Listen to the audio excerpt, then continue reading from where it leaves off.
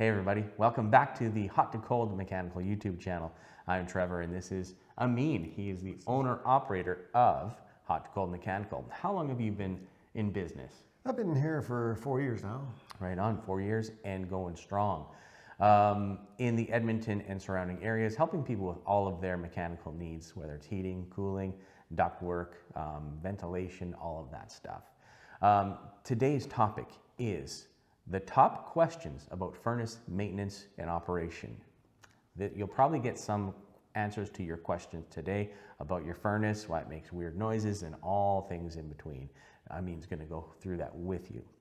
I like to start off these videos with a quote. This one's from Eleanor Roosevelt. When you give joy to other people, you get more joy in return. You should give a good thought to happiness that you can give out. I love that quote. It's really good. Very sensible. Now, I have a fun fact for you. There are many factors that determine how long a furnace will last, but overall they average lengthy lifespans. Conventional and mid-efficiency furnaces last about 18 to 25 years, and high-efficiency furnaces last 15 to 20 years. Is that accurate? In most cases. Most cases? I would say so. So they last a long time. You build a house, you're going to have a furnace for a long time. But if it's getting to that end of life, it might be time to either fix, repair, or completely replace that unit.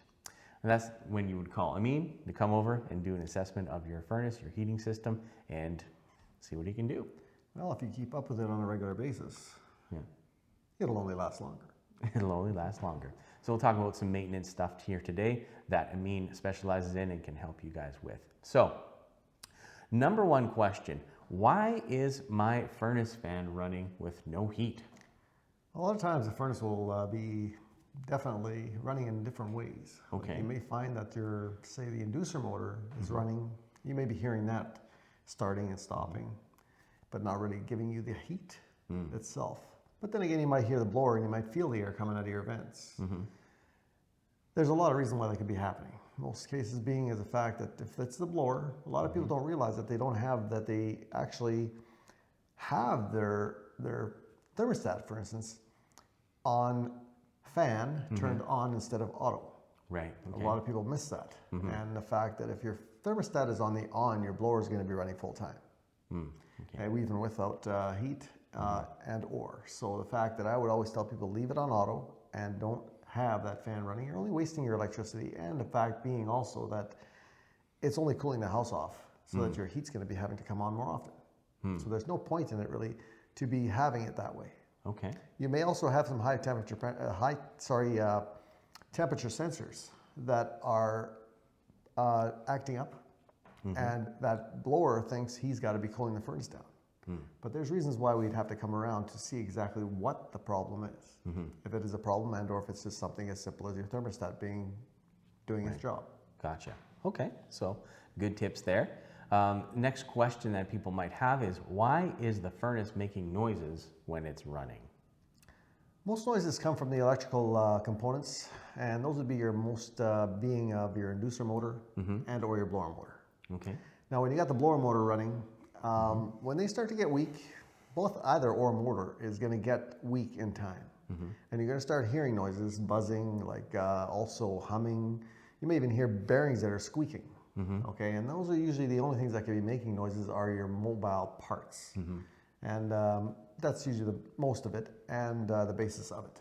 Okay, so maybe some parts are wearing out, time to either get a repair or a replacement of those. Yes, you would definitely want to look into it before it crashes. That's for sure. Yeah, and it usually crashes in the middle of winter when it's minus 30, minus 40 degrees working outside. the hardest possible. Yeah. Exactly.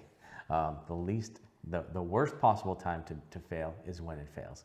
The next thing, how often should someone change their furnace filters? Well, these furnace filters are a lot of the reason why these motors may start making noise, especially that blower on the bottom. It's mainly the blower on the bottom that's going to do that, because of the fact that if he doesn't get enough air passing through on a regular basis, you're going to find that the motor itself is going to get hot. Okay. He's actually relying on that return air to cool himself down. Okay. And if it can't cool down on a basis being like it's supposed to, you're only going to wear that motor out first and sooner. and the fact that you don't want that to happen. Right. A lot of people will use pleated filters, and most common to see are the pleated filters, but I will never offer it to people. Okay. Because I want just a media filter, and a media is the word we use in the trade, being that it's just more like a nylon fiber. It looks like a sheet of cotton, really, between that paper frame. Yeah. And that filter is the one that will actually get all the filtration you need, but it'll also pass the air through that system a lot faster, cooling that motor well, and actually getting your airflow up to the house faster as well. Right. So it's all to your benefit that way. And you'll never find a motor ever say no. Okay. And I've, like, for instance, in my home, I've been using these filters for over 20 years, and that motor's never been changed. It's just the fact that how well that motor can keep itself comfortable and you still filtering the air is all to your benefit, and the furnaces as well. Okay, great. That's a good tip. So you don't have to spend like the $40 on the really expensive filters. Yeah, like those big Filtrete filters that people buy from Costco and stuff like that are like 30 bucks for 3. It's like, it's not worth it. They are definitely holding off on the airflow completely. Yeah, okay. There's a good tip for you. Save you a little bit of money and keep your system running just fine. Now, this is probably a common question. Why can I smell gas near the furnace? Well, it's a lot of times that people that when they install these furnaces, they may not do proper and or perfect gas, how would you say, leakage checks. Okay. Okay. There's also the fact that if you're getting improper burn, okay, you might be smelling that gas in the background. Like the fact that you're not getting a perfect burn. And it's a lot of times it has to do with just how well those burners are cleaned. Okay. And if you can't get the air to pass through those burners well enough, you're going to get backflow on the gas. But a lot of times it may seem that way, but it's not really the burn in most cases. It's a lot of times it's just a minor leak. Like there's been so many times I've opened a furnace to just do servicing. Yeah. And then until you take the cover off, you can't really smell anything. Right. Because it's such a slow leak, it gets entrapped in that space. But you still have to look for it and find it. You might find it super, super slow, but there is a leak in there somewhere. Right. And you definitely want to take a look into it. And it's maybe the fact that also it's not so, excuse me, the gas is not so obvious, because when it burns, you're still going to get that gas to burn off lightly, but it's still in there. Okay. And it would mostly, the only thing that could ever cause that is mainly your leakage.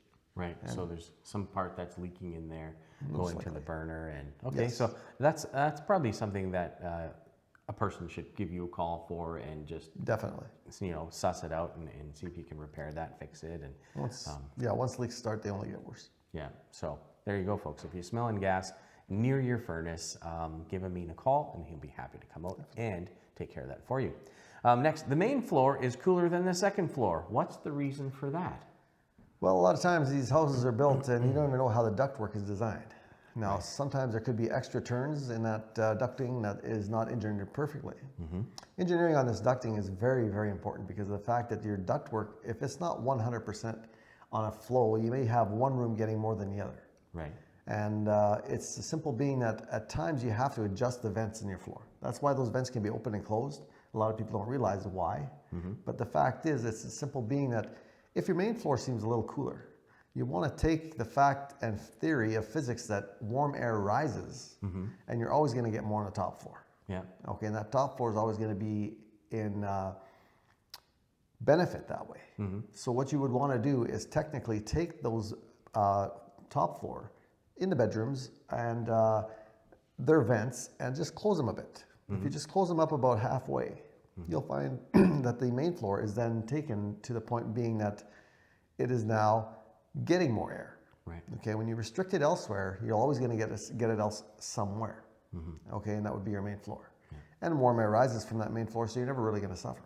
Right. So if you got too much now on the main floor, it's only going to go back upstairs anyway. Right. Okay. So there's some good tips there for you. If your main floor is cooler than your upper floor, that's strange.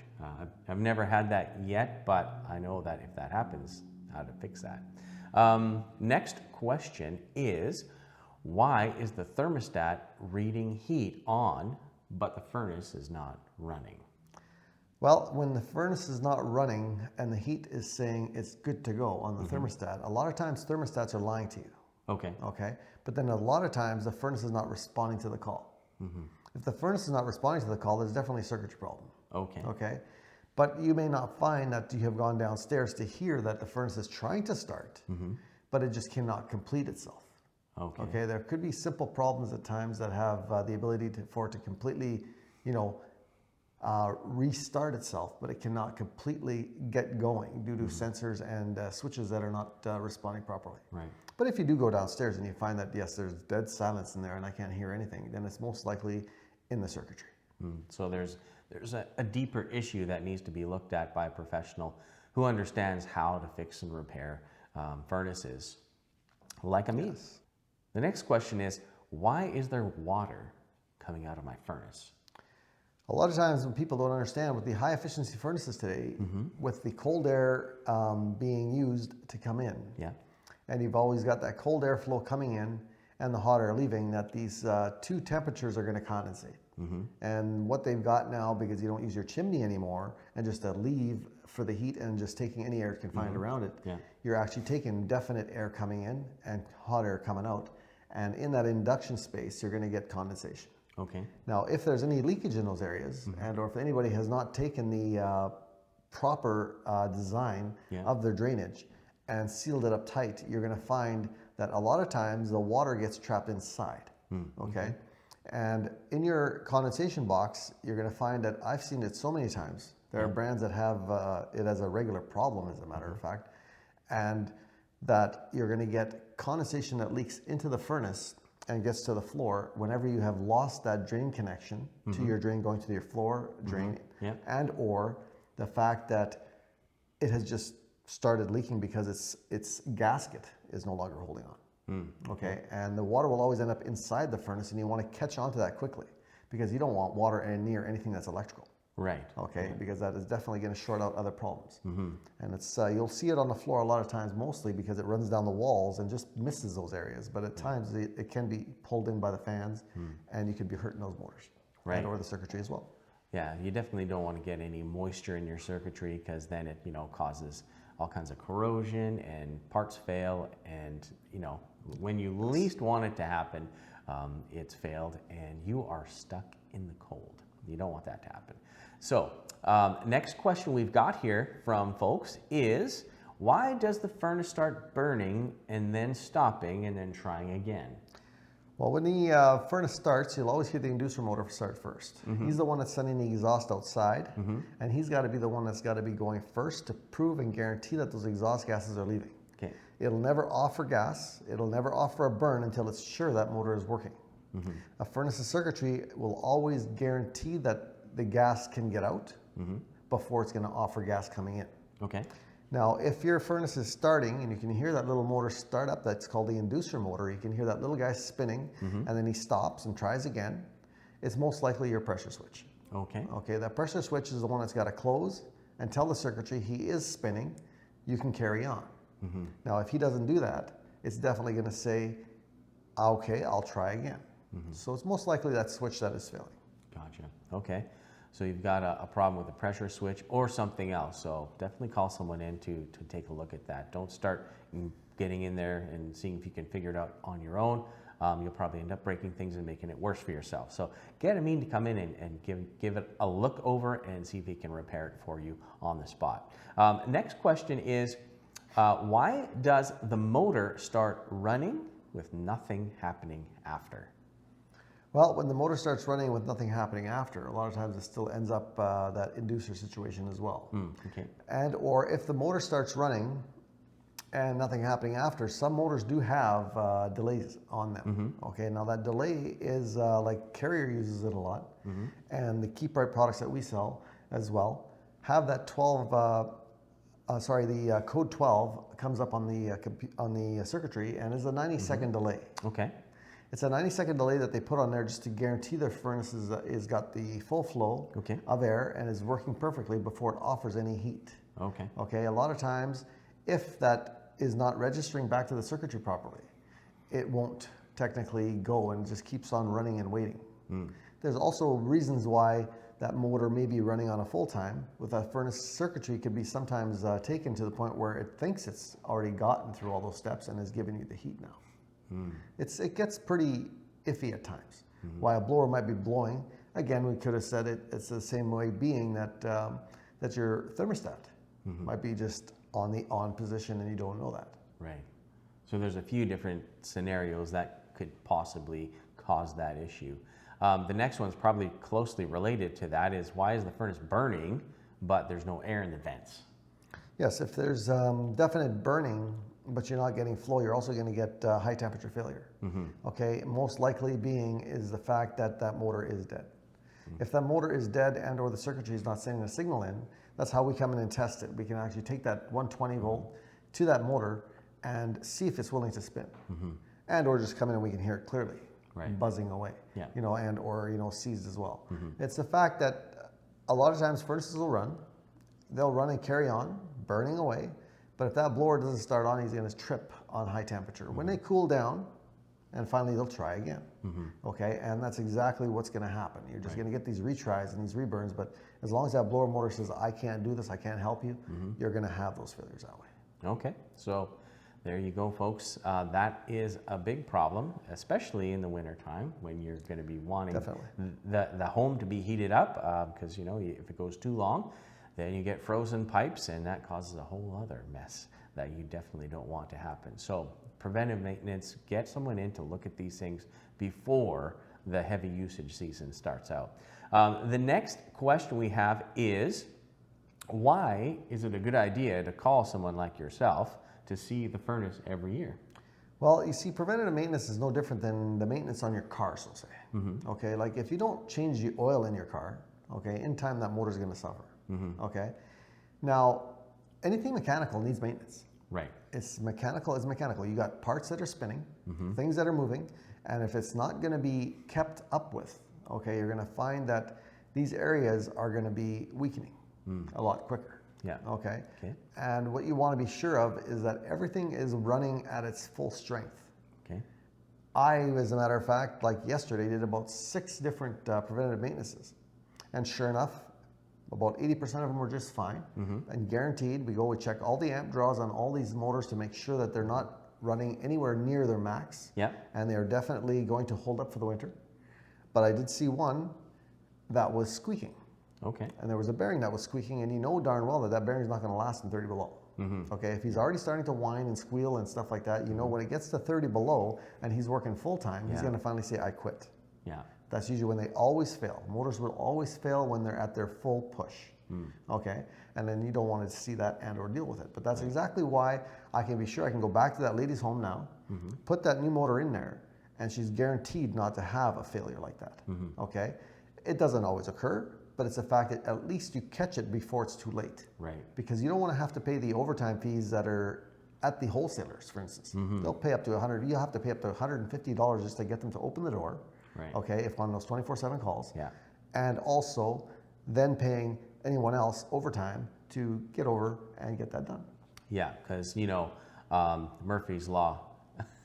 Technically. It will, if your furnace is going to fail, it's going to be at a time that is inconvenient for everybody. It's not going to be, in the middle of the afternoon on a Wednesday. It'll probably be at 3 o'clock in the morning on a Sunday or something like that. I've been pulled out of bed very many times. Like last year, I think I was pulled out of bed over 10 times. Yeah, so there you have it, folks. The next question is a very important question about switching to like a high efficiency furnace. So what are the advantages or what will someone see in savings when they go to a high efficiency furnace? Well, when you go to the high efficiency furnace, you're going to find that the furnace is a lot more durable, and it's going to be a lot more productive. Okay. Okay, the fact that the furnace has actually got the ability to they've got electronic control modules on the motor. Okay, these electronic control modules on the motors have so many different speeds and paces, and the fact that it's like a computer on your motor now. And the other ones were just motors. Anything in the past that was not high efficiency was technically just spinning and shutting off. On off kind of thing. Pretty much is on a basic on off. These motors now have so many different control spaces for speed that is like definitely giving you only what you need and exactly what you want, so that you're never going to be burning extra electricity and or say gas accordingly. Okay, the fact that you have your first stages, second stages, it's all dependent on the furnace you want to buy. Right. You can even buy furnaces that have modulating valves where they keep one solid temperature going through that heat exchanger, and they only let back off the gas, bring it up, back it off, just to keep that exact temperature there.